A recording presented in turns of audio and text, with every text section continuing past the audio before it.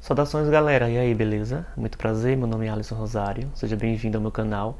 Galera, é o seguinte, eu sou novo aqui no YouTube, meu canal acabou de sair do forno e eu gostaria de pedir que vocês me ajudassem a crescer isso aqui.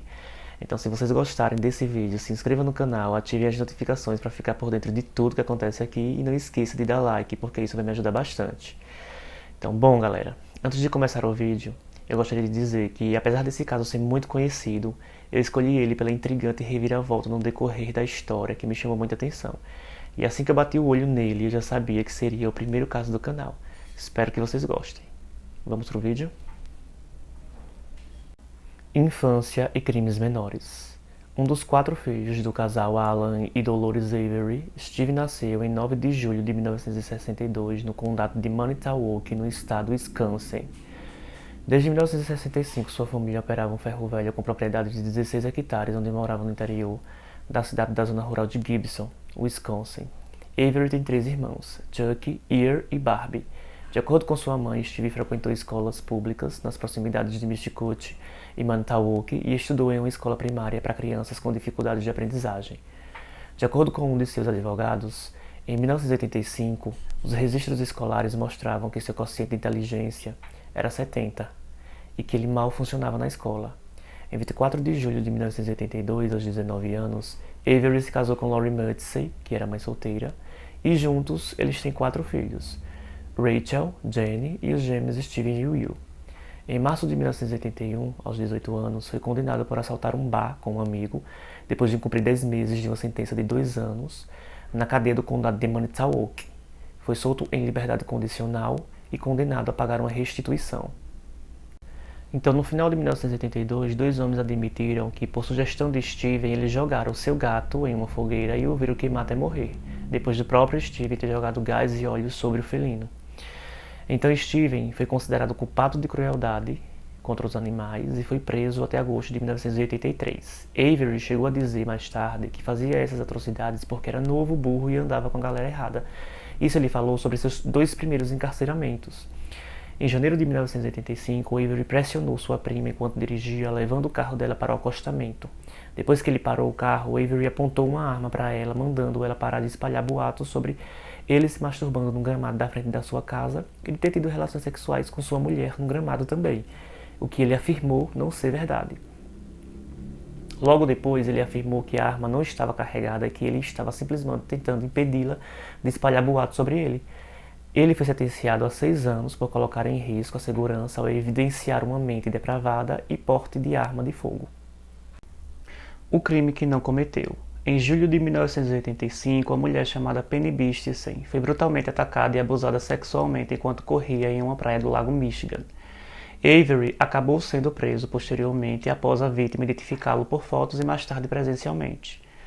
Embora alegasse que estava em Green Bay, numa cidade vizinha a mais de 60 km de distância da cena do crime, tendo inclusive álibi, que era o recibo da loja com data e hora, além de 16 testemunhas oculares, ele foi acusado e finalmente condenado por estupro e tentativa de homicídio. Depois sentenciado a 32 anos de prisão. Entre 87 e 96, 2 recursos para sua soltura foram negados pelos tribunais superiores, e em 95, um detetive da polícia do condado de Brown ligou para a prisão do condado de Manitowoc, dizendo que um recluso admitiu ter cometido o crime de anos atrás e que outra pessoa estava na prisão por isso. O policial então transferiu a ligação para o escritório de detetives. Eles dizem se lembrar do xerife Thomas Kosorek, dizendo: "Já temos o cara certo, não se preocupem com isso." Isso ele falou referente a Steven Avery. Além disso, 3 mulheres que trabalhavam no escritório da promotoria e que já conheciam Gregory Allen desconfiavam que a polícia tinha prendido a pessoa errada e falaram com o chefe promotor público do condado de Manitowoc, Dennis Vogel, que eles haviam pegado o homem errado. Não foi o Steven Avery, e sim o Gregory Allen.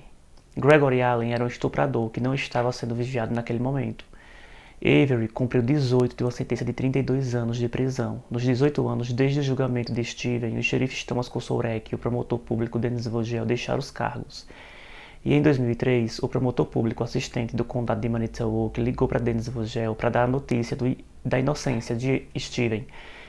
Ele esperava que Dennis Vogel tomasse um choque, mas a única coisa que ele perguntou foi se havia ou não algo sobre Gregory Allen. Mais tarde foi descoberto que Dennis Vogel já havia processado Gregory Allen naquela época.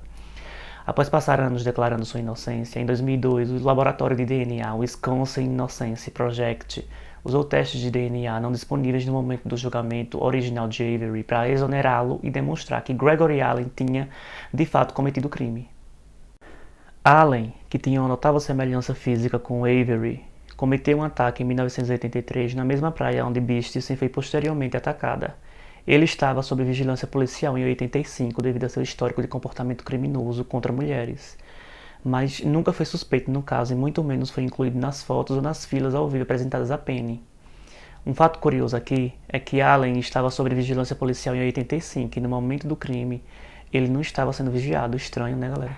Isso aí. Avery foi libertado em 11 de setembro de 2003. Naquela época, sua esposa havia se divorciado dele e ele estava separado de sua família. A exoneração de Avery em 2003 gerou uma ampla discussão sobre o sistema de justiça criminal de Wisconsin. A Lei de Reforma de Justiça Criminal, promulgada em lei em 2005, implementou reformas destinadas a prevenir futuras condenações injustas. Seu caso logo ganhou a mídia e diversas melhorias no sistema de justiça criminal foram implementadas. O deputado Mark Gundrum, presidente republicano do Comitê Judiciário da Assembleia de Wisconsin, realizou uma força-tarefa bipartidária para recomendar melhorias no sistema de justiça criminal do Estado com o objetivo de diminuir a probabilidade de futuras condenações injustas. As recomendações incluíram um protocolo de identificação de testemunhas oculares reformulado e novas diretrizes para o interrogatório de suspeitos e testemunhas, e a coleta de armazenamento de evidências materiais. As recomendações foram finalmente elaboradas em uma legislação que ficou conhecida como Avery Bill, que foi aprovada e assinada em outubro de 2005, e em seguida renomeada de Projeto de Reforma de Justiça Criminal, um mês depois que Avery foi acusado do caso Halbach. Steven abriu um processo civil contra o condado de Manitowoc, o ex-xerife Thomas Kosorek e o ex-procurador distrital Denis Vogel, buscando recuperar 36 milhões de dólares em danos decorrentes de sua condenação injusta. Então, galera, desses 36 milhões, seria 1 milhão por ano, pelos anos que ele passou na prisão, que nesse caso foram 18 anos, mais 18 milhões de perdas e danos ou efeitos dissuasivos, somando aí dá o quê? 36 milhões. Porém, o processo foi encerrado em fevereiro de 2006, sendo pago apenas 400 mil após uma nova acusação de assassinato. A morte de Teresa Halbach. A fotógrafa Teresa Halbach desapareceu em 31 de outubro de 2005. Seu último suposto compromisso foi um encontro com Avery em sua casa perto do terreno do ferro velho da família Avery para fotografar a minivan de sua irmã, que ela estava vendendo. Então o veículo de Halbach foi encontrado parcialmente escondido no ferro velho dos Averys e manchas de sangue recuperadas de seu interior correspondiam ao DNA de Steven. Mais tarde os investigadores identificaram fragmentos de ossos carbonizados encontrados em uma fogueira perto da casa de Steven, que supostamente era de Halbach. Assim, Avery foi preso e acusado de assassinato, sequestro, agressão sexual e mutilação de um cadáver em 11 de novembro de 2005. No entanto, Avery sustentou a defesa de que tudo não passava de uma armação promulgada para desacreditar sua inocência que estava sendo julgada. Apesar das investigações serem transferidas para um departamento vizinho, que era o condado de Calumet, já que Steven tinha um processo contra as autoridades locais de Manitowoc, alguns investigadores de Manitowoc participaram de buscas repetidas no trailer, garagem e propriedades de Avery. Ou seja, eles entraram e revistaram durante muitos dias e várias vezes o mesmo lugar. Então, um investigador que trabalhava nesse ramo há mais de 40 anos disse que nunca viu uma revista como a que foi feita nesse caso. Ele disse ainda que não existe nenhum mandado que dá direito a revistar uma propriedade pelo tempo que quiser. Ele falou que foi a bagunça mais antiprofissional que ele já viu em todo esse tempo, se referindo aos investigadores que tomaram conta da propriedade dos Averys por vários períodos de tempo, dando a chance para as evidências serem contaminadas. Essas buscas, inclusive, teriam revelado a chave do veículo de Teresa no quarto de Steven. Seus advogados insistem que há um conflito de interesse na investigação e sugerem que as evidências podem ter sido adulteradas, pois, segundo eles, a chave do carro de Teresa poderia ter sido muito bem limpada e o DNA de Steven posto ali, uma vez que a chave, usada por 3 anos, não tinha o DNA dela, apenas o de Steven, e também que a chave não deveria ter um valor como prova, por conta do número de buscas nela. Além disso, eles acreditam que o corpo de policiais poderiam estar envolvido, uma vez que quem achou as chaves de Teresa no quarto de Steven na 7ª busca, isso mesmo que vocês estão ouvindo, 7ª busca, supostamente na frente de todos, foi o tenente James Lane, e o mais peculiar foi que na prisão de 85, o formulário que acompanhava as provas de inocência em 2002, ao laboratório criminal foi preenchido pelo mesmo tenente. Seria coincidência? No primeiro dia do julgamento de Steven, em 12 de julho de 2007, seus advogados descobriram que o detetive Jacob ligou para a central para investigar se era mesmo um carro de Halbach, confirmando o número da placa do carro, sendo que o Toyota RAV4 foi achado 2 dias depois dessa ligação. Além disso, 2 dias depois, ele ligou para o departamento de xerife do condado de Manitowoc 30 minutos depois de encontrarem o carro de Teresa, perguntando se Steven já estava sob custódia e se acharam algum corpo, sendo que o primeiro fragmento do corpo foi encontrado 3 dias depois. Guarde bem essa informação que eu acabei de falar, que é muito importante. Então, os advogados de Avery obtiveram mandado em 2006 para verificar as provas de 85 que estão no laboratório. Ao chegar no laboratório, as caixas que eram lacradas estavam com os lacres cortados do lado de fora e do lado de dentro tinha um kit de isopor com um tubo de sangue escrito Steven Avery, número do detente e tudo mais. E bem no centro da tampa de borracha, adivinha o que tinha? Um pequeno furo do tamanho aproximado de uma agulha hipodérmica. Os advogados logo falaram com o pessoal que trabalha no laboratório e eles não fazem esse tipo de coisa. Se o laboratório não perfurou o tubo, então quem foi? Então o Estado, apavorado, solicita a exclusão do tubo de sangue como prova, mas o juiz nega a solicitação do Estado. Logo, o Estado pede ao juiz para permitir que o FBI desenvolva um novo teste químico para provar que o sangue do carro não foi plantado. Então, os técnicos do FBI testaram o sangue recuperado do carro de Halbach para um ácido chamado EDTA, que nada mais é do que um produto químico para conservar o sangue dentro do tubo. Isso aconteceu uma semana antes do Estado encerrar a apresentação das provas, mas não foi achado nada. Então, a equipe de defesa de Avery apresentou um depoimento de uma testemunha especializada afirmando que pode ser possível que o sangue pode vir do tubo e que o EDTA não foi detectado pelo laboratório. Ou seja, que não havia nenhum teste que possa comprovar isso. Além do mais, o FBI não testou todas as manchas do carro, apenas 3. Acusação. Em março de 2006, o sobrinho de Avery, Brenda Ducey, foi acusado de cúmplice depois de confessar sob interrogatório ter ajudado Avery a matar Halbach e a se livrar do corpo. Mais tarde, ele retratou sua confissão, afirmando que havia sido coagido, mas foi condenado por assassinato, estupro e mutilação de cadáver em julgamento separado. Nas audiências pré-julgamento, em janeiro de 2007, o Estado descarta 2 das 3 acusações adicionadas após a prisão de Brandon. Sequestro e agressão sexual foram retiradas. Avery foi julgado no condado de Calumet em março de 2007, com o promotor Ken Kratz liderando a acusação e o juiz do tribunal do condado de Manitowoc, Patrick Willis, presidindo. Em 18 de março, Avery foi considerado culpado de assassinato em primeiro grau e posse ilegal de arma de fogo e foi absolvido da acusação de mutilação de cadáver. Ele foi condenado à prisão perpétua sem possibilidade de liberdade condicional pela acusação por assassinato, mais 5 anos pela acusação de porte de arma para correr simultaneamente. Então, gente, só para vocês entenderem, Steven começou com 6 acusações, que são elas: homicídio doloso em primeiro grau, mutilação de cadáver, posse ilegal de arma de fogo, cárcere privado, agressão sexual e sequestro. Mas se ele perdesse a primeira acusação, que nesse caso é homicídio doloso em primeiro grau, ele iria para a prisão perpétua. No veredito final, ele foi culpado de homicídio doloso e posse ilegal de arma, e inocentado nessas outras acusações que eu acabei de falar mais aí em cima. Ok? Apelações. Steven pediu revisão do caso várias vezes ao juiz, mas sempre foi negado. E em 2011 ele perdeu seus advogados e todos os seus direitos. Então o próprio Steven começou a rever seu caso dentro da cadeia. Sua mãe levou 24 caixas de arquivo e ele tirou a cópia de tudo. Steven escreveu para o Laboratório Inocêncio pedindo ajuda e eles recusaram, e também escreveu e apresentou uma moção de 38 páginas para reparação pós-condenação, e em agosto do mesmo ano, um tribunal de apelações estadual negou a petição de Avery para um novo julgamento. E em 2013, a Suprema Corte de Wisconsin negou uma moção para revisar a decisão. Steven começou a escrever cartas para vários advogados na tentativa de que algum pegasse o caso dele, mas ninguém quis pegar. Até que um dia, assistindo um comercial na TV, viu a advogada Kathleen Zellner, que ficou famosa por exonerar 17 homens condenados. Steven logo pediu para sua namorada Sandy assistir. Sandy também ficou animada, então Steven pediu para Sandy conseguir Zellner para ele.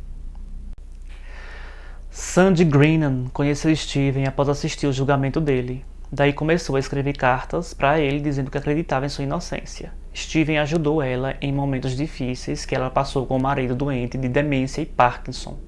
Após a morte do marido, eles começaram a namorar. Em janeiro de 2012, Sandy escreveu a primeira carta para Zellner e não parou mais. Steven também começou a escrever para ela. E no dia 1 de março de 2016, 4 anos depois, Zellner responde Sandy por e-mail dizendo que assistiu o documentário e que achava que ela era a melhor pessoa para o caso. Kathleen Zellner reside em Chicago e é uma advogada de grande calibre, famosa por ganhar 17 absolvições, mais que qualquer advogado particular nos Estados Unidos. Por meio de ações civis, recuperou milhões de dólares para os inocentados. Assim que virou advogada de Steven, Zellner comprou um carro igual ao de Teresa Halbach e uma boneca do mesmo tamanho e peso de Teresa. Ela acreditava que as manchas de sangue são provavelmente as maiores evidências contra Steven no caso todo. Em janeiro de 2016, a advogada Zellner, em colaboração com o Midwest Innocence Project, entrou com um novo recurso citando violações dos direitos do devido processo de Avery e acusando oficiais de reunir evidências de propriedade além do escopo de seu mandado de busca. Galera, agora vocês lembram daquela informação que eu pedi para vocês guardarem lá atrás? Pois bem, um amigo de Scott, atual marido de Barbara e irmã de Steven, entrou em contato com a advogada Zellner, contando que na época do desaparecimento de Teresa, quando voltava de viagem, ele passou por uma Toyota RAV4 vazia e encostada fora da pista, e a muitos quilômetros do ferro velho dos Averys. Logo em seguida parou em uma lanchonete para comer algo. Foi quando ele viu na porta da lanchonete o cartaz do desaparecimento com a foto de Halbach e do carro, que era exatamente o mesmo carro que ele havia visto estacionado fora da pista. Ao entrar na lanchonete, ele encontrou um policial que ele descreveu ser Jacob. Então ele fala para o policial que acabou de passar pelo mesmo carro da foto que está no cartaz e passa o endereço ao policial, que por sua vez foi imediatamente ao local do carro. Zellner logo levanta a hipótese de que quando o xerife ligou para a central para chegar à placa, ele provavelmente estava em frente ao carro e que de alguma forma eles implantaram o carro no ferro velho. Além disso, o amigo de Scott, depois de ver o noticiário de que o carro foi encontrado dentro do ferro velho dos Averys, liga para Scott para falar sobre o carro e ele simplesmente disse que não estava se sentindo muito bem e que depois falava com ele, não dando importância para esse fato. Isso na época lá, tá? Zellner também descobriu que um dos filhos de Barbara e irmão de Brandon, chamado Bob, tinha um computador com pesquisas sobre cadáveres de mulheres jovens desmembradas e parte do corpo, e que esse computador tinha sido retido pelo Estado, sendo escondido várias evidências. A advogada acredita na hipótese de que Bob e Scott, junto com os policiais, podem ser suspeitos. É importante frisar aqui que no julgamento de Avery, o juiz não permitiu que a defesa de Steven apontasse outro culpado que não fosse o sobrinho Brandon, mesmo tendo outras pistas. Estranho isso, né, velho? Então, em 2007, quando foi sentenciado, Steven foi para Boscobel, que é uma prisão considerada a mais segura de Wisconsin, a 350 km do ferro velho Avery. E em 2012, foi transferido para a prisão de Wayupun, a 160 km do ferro velho, onde podia ver a namorada e os pais desde então. Brenda Dunsey. Brenda Ray Dunsey nasceu em 19 de outubro de 89, filho de Barbara e Peter Dunsey, residente no condado de Manitowoc, Wisconsin. Ele tem 3 irmãos, Brian, Bob, Blaine e um irmão, Brad. Na época da acusação, Dunsey tinha apenas 16 anos e era um estudante do segundo ano na Mishicot High School, com QI baixo e capacidades cognitivas abaixo da média que o levavam a ter problemas de aprendizagem. Ele foi matriculado em classes de educação especial. Dunsey foi descrito como um jovem quieto e introvertido. Antes deste caso, ele não tinha envolvimento com o sistema de justiça criminal. Dunsey foi interrogado em 4 ocasiões ao longo de um período de 48 horas, incluindo 3 vezes em um período de 24 horas, sem representante legal, pai ou outro adulto presente. Entrevistado inicialmente em 6 de novembro na cabana da família em Crevitz, Dunsey foi interrogado pela técnica de RAID, que foi desenvolvida para permitir e encorajar os policiais a usar tática que pressionam os suspeitos a confessarem. Então, galera, nessa entrevista com os policiais, eu particularmente fiquei perplexo com a forma que eles interrogavam, pois eles pressionavam Brandon a falar o que ele sabia sobre o caso, chamando ele de mentiroso, e isso fazia com que ele mudasse o discurso o tempo todo, como se estivesse encorajando a falar aquilo que eles queriam. Mano, foi bizarro. Além disso, seu advogado, Len Kaczynski, agiu de forma a coagir ele a confessar a culpa. Então, em outro interrogatório, os investigadores também coagiram Brandon a falar, e logo depois que Brandon falou, ele ligou para Len Kaczynski, que é o advogado de Brandon, para informar que ele confessou. Então, enquanto era interrogado, Brandon confessou detalhadamente o crime, dizendo que se aproximou do trailer de Steven e ouviu gritos, entrou e viu Teresa com algemas e imobilizadores de perna, presa à cama, e teve relações sexuais com Teresa à força e que Steven a esfaqueou e ele cortou a garganta. Daí os 2 investigadores conseguem que Brandon seja entrevistado novamente no dia seguinte, em 13 de maio de 2006, pelos mesmos policiais que o manipularam antes, sem a presença de seu advogado Len Kaczynski e de seus pais, ou seja, ele estava sozinho no quarto minúsculo com os dois policiais. E essa entrevista foi bizarra, porque Brandon não sabia o que dizer. Logo os policiais fizeram um plano para Brandon ligar para a mãe e confessar o que ele fez, dizendo que se ele confessasse, não passaria a vida na prisão e poderia ter uma família. Logo após o interrogatório, Brandon liga para a mãe reclamando que seu advogado Len Kaczynski coagiu ele a mentir para os investigadores, e a mãe pede para ele falar somente a verdade. Então ele disse inocente e que não fez nada. Mais tarde, a mãe pede a troca do advogado, que foi imediatamente negado pelo juiz.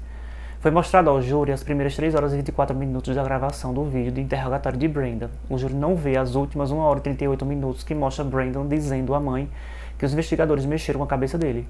A mãe disse que o filho Brandon sempre falava que a culpa é de Mark Waite, que é um dos investigadores. Uma prima de Brandon, chamada Kayla, também foi entrevistada. A entrevista era para falar sobre o relacionamento dela com Steven, e quase no final da entrevista ela resolveu falar que tinha um primo chamado Brandon, que estava estranho ultimamente, que chorava incontrolavelmente e que havia perdido 18 quilos. Então no dia 27 de fevereiro de 2006, eles falaram com Brandon de novo e ele disse ter visto o dedo dos pés. E isso foi o suficiente para eles remarcar a entrevista para outro dia, para gravar tudo com o consentimento da mãe de Brandon, que no dia da entrevista ficou do lado de fora da sala e que, segundo ela, eles não deixaram ela entrar. Então no dia 7 de março de 2006, depois que Brandon foi preso, Kayla foi entrevistada novamente e disse que Brandon disse a ela que tinha ido pegar a correspondência e foi até a casa de Steve e tinha visto Teresa presa no quarto. E depois que viu parte de um corpo próximo à casa de Steve, perto da fogueira. Em uma nova audiência, Kayla disse que em novembro de 2005 estava numa festa de aniversário e uma de suas amigas viu Brandon chorando na varanda da casa. E ela, preocupada, se aproximou dele para perguntar o que houve, mas ele não falou nada, apenas balançou os ombros. Daí ela confessou que inventou toda a história sobre Teresa estar presa em uma cadeira no quarto de Steven e parte de um corpo próximo à fogueira, que Brandon não falou nada a ela. E 5 dias antes do depoimento de Kayla, havia passado no jornal que havia encontrado restos de ossos humanos próximo à fogueira e próximo à casa dos Averys. E nesse mesmo dia, Brandon também testemunhou e ao ser questionado por que estava chorando, ele disse que nesse dia a namorada havia terminado com ele. E que a história que ele contou sobre Teresa era imaginação de sua cabeça e que havia tirado de um livro chamado Kirt Girls. Ducey foi clinicamente avaliado como altamente sugestionável, o que torna o suspeito mais complacente e pode levar a resultados de interrogatórios inadequados, como confissões falsas. O mais interessante nesse caso é que não foi encontrado digitais nem DNA que comprovasse a relação de Brandon com a morte de Teresa. Era apenas palavras, pois eles tiveram 5 dias, para limpar o local do crime. Além disso, alguns jurados que estavam no júri disseram ter a impressão que a polícia estava tentando fazer com que ele inventasse uma história. Ducey retratou sua confissão e informou seu advogado de defesa. Mais tarde, ele acusou seu primeiro advogado de defesa de colaborar com a promotoria para fazer Ducey se confessar culpado a fim de testemunhar contra Avery. Então, o primeiro advogado nomeado de Ducey, Len Kaczynski, foi destituído pelo tribunal em 26 de agosto de 2006 devido à sua decisão de não comparecer com Brandon durante o interrogatório de 13 de maio. Ele foi substituído por 2 defensores públicos nomeados, que são eles Mark Friesen e Ray Edelstein. O julgamento de Ducey começou em 16 de abril de 2007, com um júri do condado de Dane, Wisconsin. O julgamento durou 9 dias, com um veredito emitido em 25 de abril de 2007. O júri deliberou durante 4 horas, considerando Ducey culpado de homicídio doloso de primeiro grau, estupro e mutilação de um cadáver. Embora tivesse apenas 17 anos na época, Ducey foi julgado e sentenciado como um adulto, e suas limitações intelectuais foram consideradas irrelevantes. Ele foi condenado à prisão perpétua com elegibilidade para liberdade condicional em 2048 e é encarcerado na instituição correcional da Colômbia, em Portage, Wisconsin. Ducey é agora representado por Steven Drizin e Laura Nirider, que são advogados pós-condenação, ambos professores da Universidade Northwestern Center, em condenações injustas de juventude, e especialistas em falsas confissões de suspeitas juvenis. Em dezembro de 2015, os advogados de Ducey entraram com um recurso de habeas corpus no Tribunal Distrital Federal para a liberação ou um novo julgamento, citando violações do direito constitucional devido à assistência ineficaz do advogado e uma confissão forçada. Então, os novos advogados fazem 2 pedidos à Corte Federal. O primeiro é que o interrogatório e confissão de Brandon foram involuntários, ou seja, colhidos em violação de direitos da Quinta Emenda, porque ele foi coagido pela polícia a confessar o assassinato e estupro de Teresa. E o segundo, que é o direito de Sexta Emenda de ter um advogado, foi violado pelas ações de Len Kaczynski, ou seja, defesa ineficaz, como se Brandon não tivesse advogado nenhum. Em agosto de 2006, o juiz magistrado dos Estados Unidos, William Duffy, decidiu que a confissão de Ducey havia sido forçada e, portanto, involuntária e inconstitucional e ordenou que ele fosse libertado. Em novembro, o Departamento de Justiça de Wisconsin apelou da decisão de Duffy ao Tribunal de Apelações do Sétimo Circuito dos Estados Unidos, que bloqueou a libertação de Ducey enquanto aguardavam a audiência. Assim sendo, o Tribunal Federal reverteu a condenação de Brandon, afirmando que a confissão de Brandon foi involuntária. Daí o tribunal tinha 3 opções, que era soltar Brandon, julgar de novo ou apelar da decisão do juiz Duffy sobre Brandon. Em junho de 2017, um painel dividido do Tribunal de Apelações dos Estados Unidos para o Sétimo Circuito confirmou a ordem do magistrado anulando a condenação de Ducey. Em dezembro de 2017, o Sétimo Circuito, em pleno, em Bank, manteve a condenação de Ducey para uma votação de 4-3, com a maioria concluindo que a polícia havia obtido a confissão de Ducey de maneira adequada. Aos 28 anos, em 2017, Ducey continua na penitenciária de Colômbia. Mídia. Em 26 de março de 2013, o programa de rádio público Radiolab exibiu um episódio intitulado Are You Sorry?, que apresentou um segmento de 24 minutos intitulado Reasonable Doubt. Ele explorou a história de Avery na perspectiva de Penny Bistisen, a mulher por quem ele foi injustamente condenado por agressão sexual em 85. E em 18 de dezembro de 2015, a Netflix lançou Make a Murderer, que é uma série documental original de 10 episódios que explora as investigações e julgamentos de Avery e Ducey. O documentário examina alegações da má conduta da polícia e do Ministério Público, adulteração de provas e coerção de testemunhas. A série foi amplamente revisada e discutida na mídia e também mobilizou as pessoas nas ruas através de protestos pedindo por justiça, levando a um grande número de assinatura em uma petição, pela soltura de Steven com maior atividade já vista no site. Isso gerou inúmeras entrevistas de acompanhamento e artigo com as partes mostradas no documentário, incluindo familiares e alguns repórteres que cobriram os julgamentos. Para vocês terem uma ideia da dimensão deste caso, teve até pedido para que o presidente se envolvesse. A Casa Branca, então, respondeu que os dois são prisioneiros do Estado e o presidente não pode perdoá-los. O perdão teria que ser, nesse caso, emitido a nível estadual pelas autoridades apropriadas. Em uma segunda temporada do documentário, que foi lançada via Netflix em 19 de outubro de 2018, eu particularmente assisti as 2 temporadas, que aliás estão bem completas, de estudo sobre o caso. E essa segunda temporada mostra bem o desempenho, competência e determinação da advogada Kathleen Zellner.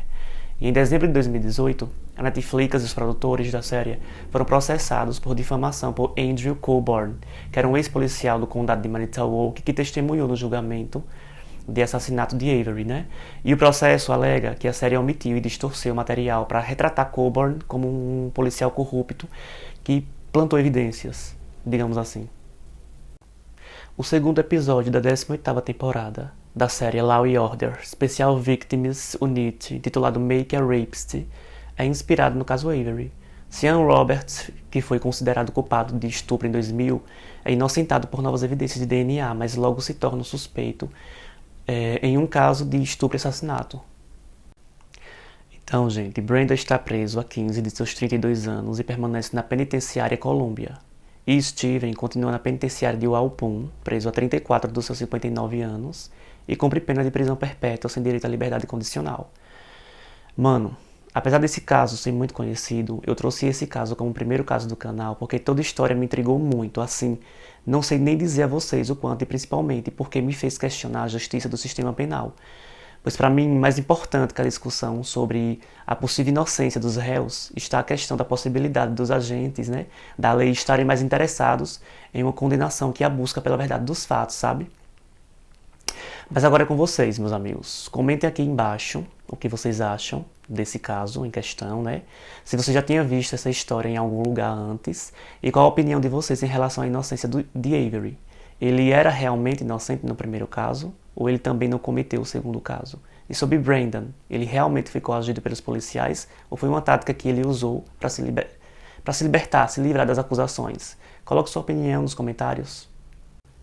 Eu espero que você tenha gostado Eu vou ficando por aqui. Muito obrigado por ter assistido o vídeo até agora, né? Até o final.